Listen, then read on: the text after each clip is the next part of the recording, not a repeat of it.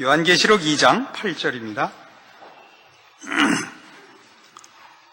서머나 교회의 사자에게 편지하기를 처음이여 나중이여 죽었다가 살아나신 이가 가라사대 내가 네 환난과 궁핍을 아노니 실상은 네가 부요한 자니라. 자칭 유대인이라 하는 자들의 회방도 아노니 실상은 유대인이 아니요 사단의 회라. 내가 장차받을 고난을 두려워 말라. 볼지어다 마귀가 장차 너희 가운데서 몇 사람을 옥에 던져 시험을 받게 하리니 너희가 10일 동안 환난을 받으리라. 내가 죽도록 충성하라. 그리하면 내가 생명의 면류관을 내게 주리라. 귀 있는 자는 성령이 교회들에게 하시는 말씀을 들을지어다. 이기는 자는 둘째 사망의 해를 받지 아니하리라. 이 서머나 교회의 특징은 물론 여기 나오는 7교회가 다 이 어려움을 당시에 겪었습니다만 초대교회의 현실이 환난에 관한 것인데 이 환난과 궁핍을 당하는 서머나 교인을 부요한 자라고 지칭하고 있고 게다가 10절에 보면 또 장차받을 고난을 두려워 말라. 내가 10일 동안 환난을 받을 것이라 이렇게 나옵니다. 여기서 10일이라는 것은 길지 않은 기간을 얘기하는 것입니다. 그게 얼마나 될지는 모르죠. 근데 그런 면해 준다는 얘기는 어디도 없고 그 환난을 받을 때도 어떻게 간섭한다. 환난을 면해 준다는 것도 없고 환난을 당할 때 어떻게 돕겠다는 얘기 같은 건 전혀 없고 두려워 말라. 네가 환난을 받으리라. 그러나 실상은 네가 부요한 자니라. 이렇게만 되어 있단 말이죠. 그리고 죽도록 충성하라. 그러면 내가 생명의 면류관을 네게 주리라. 이렇게 되어 있습니다. 우리가 보면 사실은 이 환난이라는 게 굉장히 큰 문제입니다. 우리나라 초대교회 때 일제하에서 투옥되기도 하고 이 신앙으로 인하여 핍박을 받은 이들의 관한 얘기가 우리나라의 제일 유명한 죽으면 죽으리라 하는 안희숙 씨 지은 책에 나오는데 그게 아주 재밌는 대목이 있죠. 1차 투옥이 됐다가 잠시 풀려났다 다음에 2차 투옥이 돼서 거의 다 순교를 하게 되는데 처음 잡혔다가 그 다음에 풀려났을 때 모든 성도들이 투옥됐다 나온 목사님께 물어본 첫 번째 질문이 이거였다 그래요. 매 맞을 때 혹은 고문을 당할 때 하나님께서 천사들을 보내서 지켜주시든가 고통을 면하게 하시든가 말하자면 어떻게 간섭하시든가 대답은 이거였습니다. 안 해주십니다. 그래서 그렇게들 낙담을 했다는 기록을 제가 분명하게 기억하고 있습니다. 그래서 왜 그러냐 하는 이 문제는 참 우리한테는 이해하기 어렵고 또 실제로 이 어려움을 이겨낸다는 것이 이렇게 만만한 것이 아니라는 것도 우리가 알아야 됩니다. 그럼에도 불구하고 이것을 부요한 자라고 얘기함으로써 사실은 답을 하고 있는 셈입니다. 환난을 당하는 것이 말하자면 복이기 때문에 환난을 더 당하게 한다. 이런 얘기가 되죠. 그렇죠? 이거 확인해야 되는 큰 문제입니다. 도대체 환난을 당하는 것이 우리한테 뭐의 이익이며 환난을 당하는 것이 왜 우리의 부요함의 반증이 되느냐 하는 것이죠. 고린도후서 4장에 가면 우리 대표적인 그 구절을 하나 만나는데요. 우선 거기서부터 풀어봅시다. 고린도후서 4장 16절.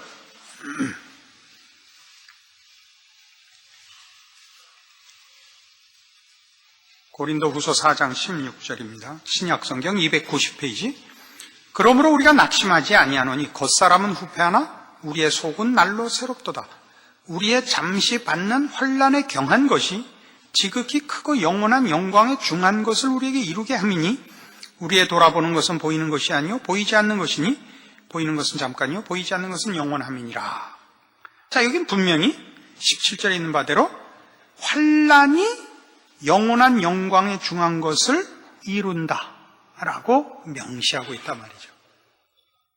그러니까 지금 우리가 보는 서머나 교회에 그 환난을 당할 것과 또 환난을 견딜 것을 요구하고 있는 이유는 하나님께서 그걸 면해 주실 힘이 없어서도 아니고 우리를 덜 사랑해서가 아니라 그게 우리에게 유익이기 때문이다, 이런 뜻이라는 것 분명해졌습니다. 우리가 환난을 당하는 이유는 성경에 분명합니다. 우리가 이 세상에 속하지 않은 탓입니다. 우리가 하나님께 속했기 때문에 세상이 우리를 반대하며 우리를 못 살게 굽니다. 어떻게 해서든지 하나님의 사람으로 사는 것을 포기케 하려고 우리를 못 살게 굽니다. 그래서 실제로 우리가 하나님께 속한 자라는 증거는 적극적인 것보다는 소극적이고 부정적인 면으로 1차적으로 증거가 생기는 것입니다. 세상이 우리를 핍박하는 것으로 생긴다 이겁니다. 그러나 오늘 우리가 보려는 것은 그런 정도의 것이 아니라 훨씬 깊은 것. 우리가 세상에 속하지 않고 하나님께 속했는데 하나님께 속한 자가 그 안에서 채워져야 하는 영원한 영광에 중한 것이 왜 환난으로만은 아니겠지만 왜 환난으로 그것이 채워지느냐 하는 것입니다. 다른 것으로 하면 왜 안 되냐 하는 것이죠. 이 문제에 대한 우리 대표적인 답은 로마서 5장 1절 이하에도 나옵니다. 왜 환난이냐? 여긴 이렇게 되어 있죠. 로마서 5장 1절. 로마서 5장 1절입니다. 그러므로 우리가 믿음으로 의롭다 하심을 얻었은즉 우리 주 예수 그리스도로 말미암아 하나님으로 더불어 화평을 누리자. 또한 그로 말미암아 우리가 믿음으로 서 있는 이 은혜에 들어감을 얻었으며 하나님의 영광을 바라고 즐거워하느니라. 다만 이뿐 아니라 우리가 환난 중에도 즐거워하나니 이는 환난은 인내를, 인내는 연단을, 연단은 소망을 이루는 줄 알미로다. 이렇게 되어 있습니다. 환난 중에도 즐거워합니다. 왜냐하면 환난 많이 하는 것은 아니지만 환난도 뭘 하느냐? 우리에게 소망을 이룬다 이겁니다. 우리의 소망 하나님의 영광을 바라는 그 구원의 완성을 이루는 일에 환난도 하나의 방법이다 이겁니다. 그래서 환난 중에도 즐거워한다 이겁니다. 환난이 뭘 하기에? 인내를 만들어내고, 인내는 연단을 만들어내고, 연단은 소망을 이룬다 이겁니다. 왜 그럴까요? 우린 예수를 믿고 나면 몇 가지 분명한 신앙의 내용들을 가집니다. 그건 뭐냐면 하나님이 온 우주 만물을 지으신 유일한 하나님이라는 걸 믿으며 압니다. 하나님이 우리를 사랑하셔서 그 아들 예수 그리스도를 나 대신 십자가에 못 박으셨다는 것을 압니다. 그렇죠? 그러니까 하나님의 지극한 권위와 능력과 사랑을 믿고 압니다. 그러니까 하나님이 내 편이라는 걸 압니다. 그렇죠? 그런데 현실은 뭐냐면 환난이요 궁핍입니다. 그럼 여러분 어떻게 될 것 같습니까? 생각을 하게 되잖아요. 무슨 생각을 해요? 무슨 생각을? 여기서 할 수 있는 생각. 하나님이 온 세상 만물을 지으셨고 다스리시는 유일한 신이시오. 그가 나를 그 아들을 십자가에 못 박을 만큼 구원하시기를 원하고 사랑하는 자요 내 편인데 현실은 환난이요 궁핍이다. 그럼 여러분 생각할 수 있는 건 두 개밖에 없죠.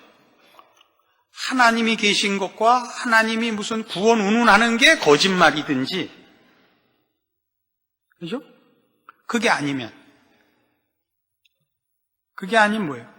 복이라는 것이 내가 생각하는 것과 다르든지 그럴 거 아니에요. 물어보는 사람이 답까지 다 얘기하는 법이 있어요.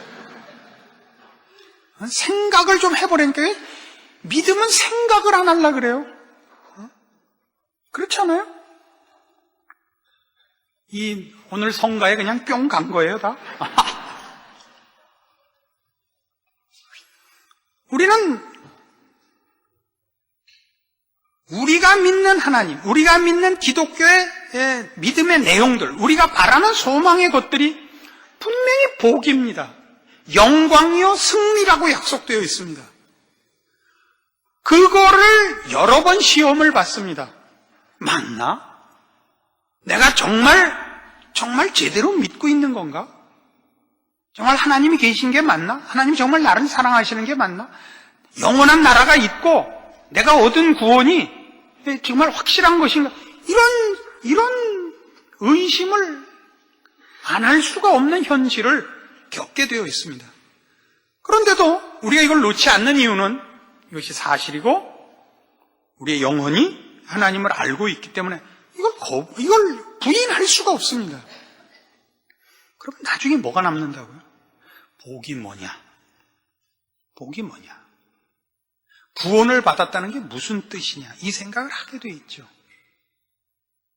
그래서 우리가 어려움을 당해서 환난을 당하고 궁핍해져서 우리가 1차적으로 복이라고 혹은 1차적으로 소원으로 가지고 있던 것들이 다 깨지는 현실을 겪어야만 됩니다. 건강한 거, 돈 버는 거, 자식들 잘 되는 거, 남한테 아쉬운 소리 안 하는 거, 이런 것들이 하나하나 깨져 나가야 비로소 우리는 진정한 복이 무엇이며 진정한 가치가 무엇인가를 새삼스럽게 들여다보게 되어 있습니다.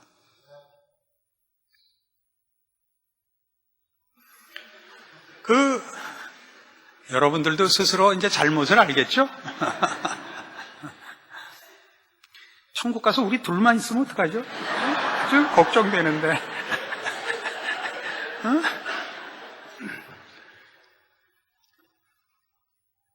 초대교회도 말이죠. 처음에는 예수님을 어떻게 기대를 했어요? 제자들까지라도 해방자로 기대를 했단 말이에요. 그가 눈앞에 닥친 문제, 로마의 식민지로부터의 해방. 좀 더 넓게 얘기하자면 선민이 받을 마땅한 특권과 보상을 누리는 정치적, 군사적 회복, 이걸 기대했다고요. 예수님 십자가에 죽어버리셨어요. 죽자 생각이 달라졌죠. 예수님이 과연 메시아가 과연 누구신가? 뭐 때문에 오셨는가? 왜 죽으셨는가? 나한테 한 게 무엇인가? 그래서 뭘 알게 됐어요? 메시아가 오셔서 한 일이 우리 부엌을 고쳐주고 냉장고 고쳐주고 에어컨 달아주고가 아니구나. 인간을 죄와 사망의 노예로부터 풀어주셨구나. 하나님의 자녀의 자리에 앉혔구나. 이걸 알게 된 거죠. 그러니까 여러분 사도행전에서 보는 바와 같이 예수를 그리스도라고 전하지 말라는 당시 말하자면 권세자들의 위협과 협박에도 불구하고 담대히 전하고 붙잡혀 가고 매맞고 저들이 자랑한 게 뭐였어요? 주의 이름을 인하여 능욕받는 일에 합당히 여기심을 기뻐했다는 것 아닙니까? 그것은 우리가 믿는, 우리가 우리끼리 합의하고 자기가 자신을 자기 자신을 기만하거나 스스로 최면을 걸은 것이 아니라 하는 것이죠. 보이는 세상이 전부가 아니요 안 보이는 세상이 있으며 보이는 질서가 전부가 아니요 안 보이시는 하나님의 다스리심이 영원한 질서인 것을 아는 것이죠. 그걸 위하여 오늘 이 보이는 헛된 잠시 있는 세상의 위협을 기꺼이 극복할 수 있었던 것입니다. 그걸 믿음이라 그러죠. 믿음이라는 건 부들부들 떨고 몸서리치는 게 아닙니다. 아는 겁니다. 알면 넘어가죠. 우리의 신앙에서 제일 겁나는 건 뭐냐면 우리 하나님이 우리에게 목표하시고 약속하신 것들의 그 영적인 것, 그 영원한 것을 자꾸 눈에 보이는 것과 대치해버리는 거죠. 그렇죠? 여러분, 자식 키우면서 자식 돈 잘 버는 사람을 만들려고 학교 보내는 건 아니잖아요. 훌륭한 사람이 되려는 거죠. 훌륭하면서 돈을 잘 벌면 더 좋고, 훌륭하려는 거죠. 훌륭하다는 게 뭐예요? 보이는 것에 관한 싸움이 아니잖아요. 물리적인 높이나 양의 문제가 아니라 정신적인 거잖아요. 정신적인 것. 환란이 하는 일이 그거예요. 초대교회 교인들이 왜 모든 이 생명의 위협 앞에, 또 육체적 모든 고통 앞에 저들의 모든 재산과 저들의 인생과 목숨을 걸어놓고 항거할 수 있었어요. 배척해서가 아니요, 저들을 뭐 어떻게 정죄하자는 것도 아니요, 저들과 적대적인 관계를 갖자는 게 아니라 이걸 넘어서서 우리 것이 있다는 것을 알았기 때문에 감수한 거죠. 기꺼이 감수했죠. 저들의 공격에 대해서 여기서 세상적인 무기를 가지고 적대 행위를 하지 않았죠. 그리하여 저들로 하여금 저들이 약속받은 것, 저들이 소망하는 것, 저들이 마침내 가야 할 자리가 어딘지를 깨우치게 됐죠. 이게 환란이 하는 일입니다. 이 예수 믿어서 말이죠, 여러분, 이 쉬운 것으로 보상받은 사람이 제일 골치 아픕니다. 그러니까 예수를 믿었더니 갑자기 일이 잘 돼서 이 돈도 좀 안 믿을 때보다 돈도 벌리고 하는 것마다 잘 되고, 그럼 그 사람한테 그 다음 얘기를 할 수가 없어요. 그 다음을 준비하고 있는 사람을 쫓아다니면서 방해를 해요. 응? 왜 그래? 난 기도하기만 하면 되던데. 기도하러 들어가서 눈 뜨면 그냥 앞에 있어. 이러면 큰일이 되니까요. 응? 여러분, 저 돈 있는 집 애들 열심히 안 사는 거랑 똑같아요. 부모가 돈 가지고 있으면요, 애들이 공부 안 해요. 자기 인생을 준비를 안 해요. 왜요? 부모한테 땡깡 부리면 나오는 줄 알기 때문에. 가슴에 찔리는 분이 있으면 다 헌금하세요. 애들 사고 치는 거 가서 뒤치다거리 하지 마시고, 이 말 한 거 듣기 싫으면 딴 교회다 하시면 되죠. 그것도 싫으면 봉은사에다 하세요. 기왕이면 가까운 데 있는 데다 하세요. 그 아주 나쁜 거예요. 아주 나쁜 거예요. 거기다 목을 메고 있게 만든단 말이죠. 그게 지금 우리 오늘 본문에서 얻는 것들입니다. 서문화 교회의 한 편지입니다. 내가 네 환난과 궁핍을 아노니 실상은 네가 부요한 자니라. 네가 장차받을 고난을 두려워 말라. 이겁니다. 너희가 10일 동안 환난을 받으리라. 네가 죽도록 충성하라. 이겁니다. 여기 충성하라는 이 충성이라는 단어는 사실은 직역하면 믿음을 지키랍니다. 충성으로 번역한 이 단어는 믿음이라는 단어입니다. 그러니까 무슨 얘기예요? 이렇게 충성하라 그러면 약간 의리적이고 약간은 좀 의지와 감정이 동반된 어떤 단호함에 관한 얘기 같죠. 믿음을 지키라 그러면 아는 내용에 관한 것이죠. 무엇을 믿는지 아는 문제의 싸움인 것입니다. 내가 환난을 당할 것이다. 그러나 너 그거 이겨야 된다. 네 믿음을 지켜라. 죽도록 지켜라. 무엇을 각오하고, 죽음을 각오하고 믿음을 지키라고요. 왜? 죽음까지도 우리가 믿는 바 믿음의 내용과 그 영원한 약속에 아무런 영향을 주지 못하니까 이게 우리가 죽음을 겁내지 않는 이유죠. 세상은 죽으면 끝이죠. 그러니까 세상에서 제일 겁나는 게 뭐예요? 목숨 내놓을래? 이거면 뭐든지 항복이죠. 죽으면 끝이니까. 이거 내놓을래? 목숨 내놓을래? 거기엔 다친단 말이에요. 그럼 우리만은 신앙을 지키지 목숨을 지키지 않죠. 왜 그래요? 목숨을 빼앗기는 것이 우리가 지키는 신앙에 아무런 영향을 미치지 못하며 가치가 다르니까. 목숨을 뺏긴 것으로 우리의 약속에 아무런 장애가 없어요. 목숨을 뺏겼다고 해서 우리의 소망이 취소되거나 방해를 받거나 그렇지 않죠. 그 수명이 더 오래됐다고 해서 그게 뭐 또 더 얹혀질 것도 없고 그 겁이 안 나죠.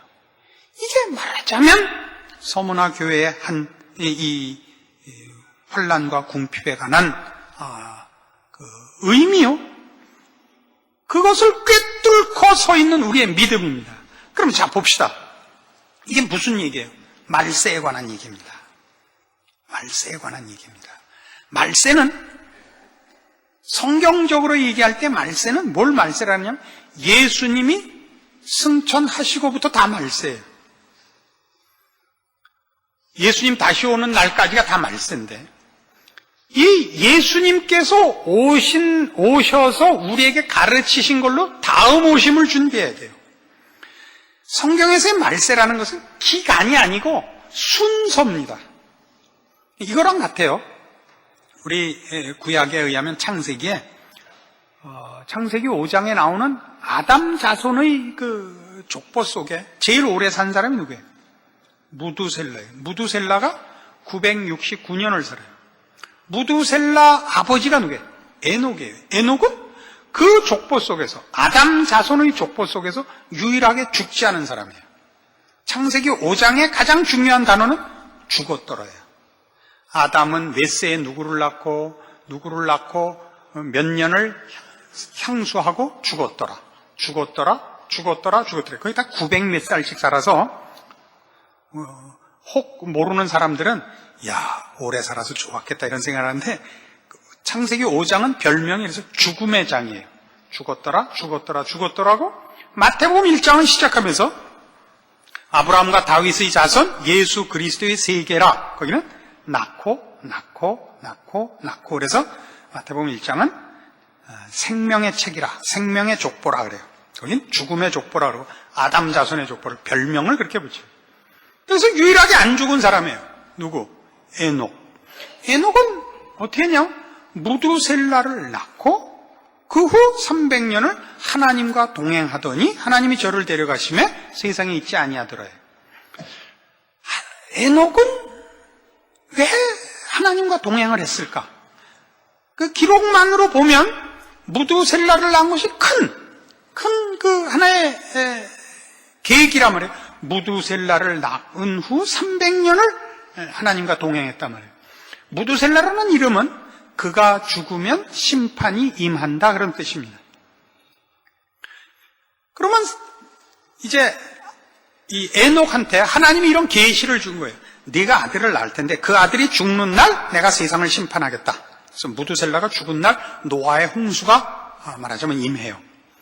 이런 해석은 학자들 간의 그 의견도 사실은 분분해요. 그런데 일리가 있어서 소개를 해요. 성경을 꼭 이런 식으로 보는 거는 권장할 만한 일은 아니에요. 아주 실력 있는 사람만 하는 일이에요. 근데 에녹은 그러면 이제 지금 받았어요. 자기가 낳는 아들인데 그 아들이 죽으면 심판이 임한대요. 그럼 언제까지는 안심을 할 수 있어요? 언제까지 안심? 하나님이 너한테 아들을 주겠다. 그 아들이 죽는 날 내가 심판을 하겠다. 그러면 언제까지 안심해요? 죽는 날까지는 아니에요. 왜? 언제 죽을지 모르니까. 여러분 애 낳는데 애가 학교 갔다가 늦게 오면 애가 어디 갔나 아니라 죽었나? 그 걱정부터 해야죠. 왜? 죽으면 심판이니까. 그 시간이. 언제까지는 안심이다. 나을 때까지는 안심인 거예요. 나야 죽죠. 알아들어요? 순서를? 낳는 순서가 있어야 죽는 순서가 올 거 아니에요. 그래서 성경이 말세를 할 때는 예수 그리스도의 재림이 이게 말세가 아니고 초림이 끝나고 예수님이 초림하셔서 이제 부활 승천했어요. 올라가야 다시 오실 거 아니에요. 재림할 거 아니에요. 다시 오실 거 아니에요. 그러면 올라가셔야죠. 올라갈 때까지는 괜찮은 거예요. 그러니까 크게 봐서는 예수님이 오신 다음 재림은 그 전에 있는 사건이 초림이죠. 초림 전은 그래서 말세가 아니고 초림부터는 말세예요. 재림 전에 있는 사건이 뭐라고요? 초림하네요. 초림이 시작됐으니까 남은 건 재림뿐 아니에요.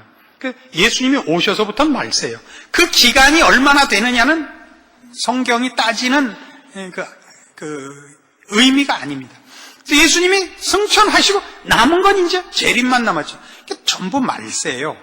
근데 이 말세라는 건 의미가 우리한테는 훨씬 더 깊은 의미가 있어요. 이 말세는 예수님께서 구원을 이루셨고 우리에게 한 모든 약속에 대하여 첫 열매가 되시며 확증하시며 보이셨으며 이루신 모든 것에 대한 말하자면 역사적 또 당시 사람들의 눈으로 본 증거들이 이렇게 남아있단 말이에요. 구약과는 다르죠, 개념이. 구약은 오실 메시아를 기다려있고 그 메시아가 누군지 와서 하실 일이 분명히 무언지에 대해서 상당히 모호하지만 신약시대 사람들은 예수님의 초림으로 인하여 하나님이 우리에게 한 약속이 얼마나 소중하며 얼마나 굉장하며 그것이 어떻게 사실인가를 예수님의 생애와 예수님의 십자가를 통하여 분명하게 보게 됐어요. 부활을 보았고 그가 우리를 위하여 죽으러 온 하나님의 아들인 것을 친히 봤단 말이에요. 그는 과연 하나님의 아들이었다고. 이걸 가지고 있는 거예요. 그래서 뭘 할 수 있어요? 환난을 꿰뚫는 거예요, 이제. 구약 성도들도요, 메시아를 친히 눈으로 보지 못한 사람들도 경건한 자들은 하나님의 약속을 붙잡고 모든 시험과 환난을 겪어냅니다. 우린 훨씬 더 큰 걸 갖고 있죠.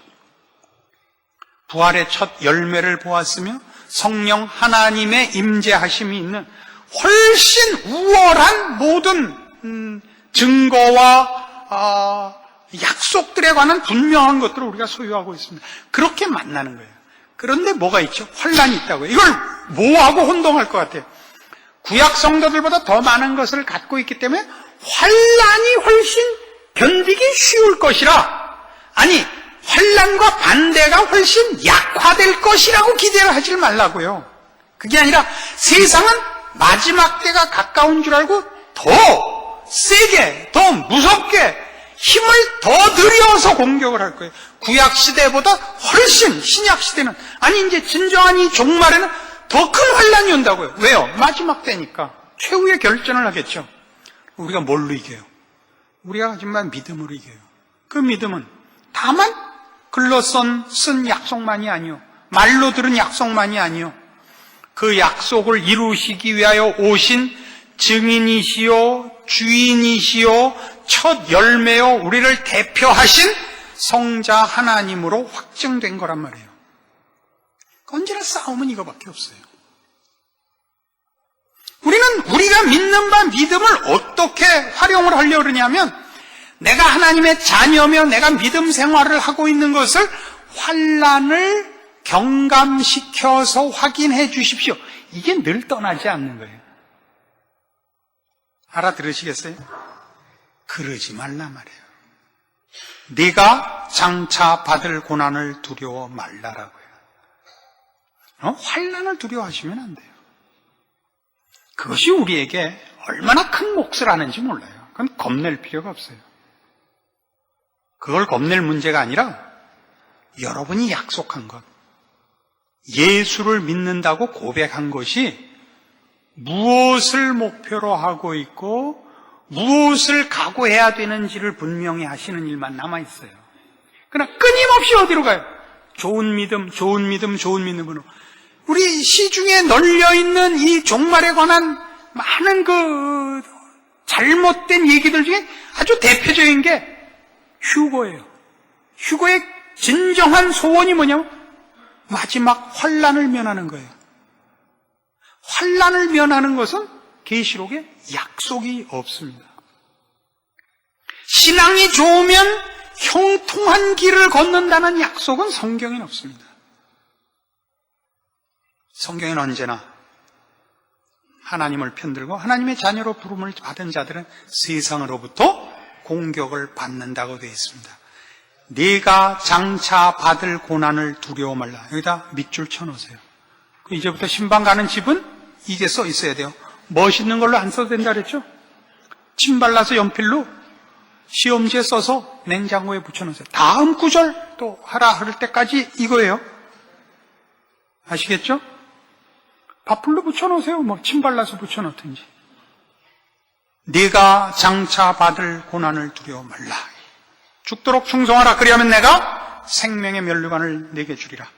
여기서 면류관이라고 하는 것은, 또 생명의 면류관이라고 하는 것은 우리가 받는 구원의 그 영생이라고 표현하는 그 구원이 얼마나 영광스럽고 복된 것인가를 말하는 것이지, 특별한 환난과 어떤 핍박을 거친 고급한 신자들에게만 주는 더 독특한 상급, 유별난 상급을 말하는 건 아닙니다. 이건 모든 교인, 모든 성도들에게 하는 약속이에요. 그래서 11절에 나오는 이기는 자는 둘째 사망의 해를 받지 아니하리라. 또 다 동일한 약속들에, 우리 앞에 봤던 그 에베소 교회에 나오는 생명나무의 과실을 주어 먹게 하리라. 이게 다 영원한 그 보상과 하늘나라에서의 누릴 복락들을 다 이렇게 표현을 달리하고 있는 것이지, 이것마다 이렇게 한 자에게는 이런, 저렇게 한 자에는 저런, 이런 특별한 무슨 다른 벼슬, 다른 보상, 특별한 계급, 이런 것을 나타내고 있지 않습니다. 하나님은 우리 모두를 원하고 있습니다. 우리 중에 몇몇의 영웅을 원해서 이 서신을 허락하고 있지 않습니다. 예수님께서 십자가를 지실 때 하나님의 모든 자녀들을 위하여 값없이 그 은혜를 베푸시기 위하여 십자가를 지신 것과 같습니다. 우리 중에 몇몇 위대한 믿음의 영웅들만이 환난을 극복하는 것이 아니라 우리 모두가 극복해야 되는 책임이며 또 우리가 마땅히 해야 될 우리의 운명이요, 책임이라는 것 기억하셔야 할 것입니다. 내가 장차 받을 고난을 두려워 말라. 죽도록 충성하라. 그리하면 내가 생명의 면류관을 네게 주리라. 아멘. 기도하십시다. 하나님 아버지, 은혜를 감사합니다. 우리에게 주신 바 하나님을 아는 지식과 그리스도 예수 안에서 받은 바 은혜와 구원과 사랑과 또 우리로 밝히 알게 하신 우리 하나님의 아버지 되심을 인하여 세상의 그 무엇도 하나님과 우리 사이를 그리스도 예수 안에 있는 사랑에서 우리를 끊을 수 없음을 고백합니다. 우리 앞에 닥친 이 세상에서의 환난과 궁핍을 우리가 믿음으로 이길 것을 약속하오며 또한 주를 힘입어 승리할 것을 믿습니다. 세상은 끝없이 죄악된 길로 갈 것이요, 우리는 더욱더 하나님의 곁으로 우리의 힘을 다하여 달려갈 것입니다. 일어날 수밖에 없는 충돌을 두려워할 것이 아니요, 하나님의 사람으로 이기기로 하며 대적하기로 하며 맞서기로 합니다. 그리하여 이 환난 속에서 이루어내는 하나님의 백성들의 귀한 내용들, 그 복된 만들어지는 보상들을 체득하며 누리며 감사하며 승리하는 저희가 되게 하시옵소서. 예수님 이름으로 기도합니다. 아멘.